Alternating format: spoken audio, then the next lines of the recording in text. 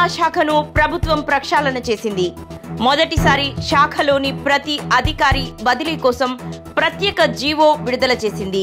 ఇందులో 150 మంది motor vehicle ఇన్స్పెక్టర్లను, 123 మంది రీజనల్ ట్రాన్స్పోర్ట్ ఆఫీసర్లను, 7 డిప్యూటీ ట్రాన్స్పోర్ట్ కమిషనర్లను ప్రభుత్వం ట్రాన్స్ఫర్ చేస్తూ ఆర్డర్ ఇచ్చింది. తెలంగాణ రవాణా శాఖను ప్రభుత్వం ప్రక్షాళన చేసింది. మొదటిసారి శాఖలోని ప్రతి అధికారి బదిలీ కోసం ప్రత్యేక జీవో విడుదల చేసింది.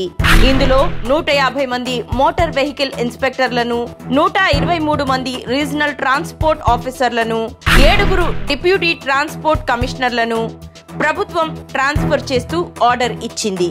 తెలంగాణ రవాణా శాఖను ప్రభుత్వం ప్రక్షాళన చేసింది.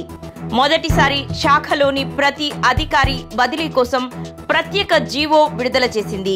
ఇందులో 150 మంది మోటార్ వెహికల్ ఇన్స్పెక్టర్లను, 123 మంది రీజనల్ ట్రాన్స్పోర్ట్ ఆఫీసర్లను, 7 డిప్యూటీ ట్రాన్స్పోర్ట్ కమిషనర్లను ప్రభుత్వం ట్రాన్స్ఫర్ చేస్తూ ఆర్డర్ ఇచ్చింది.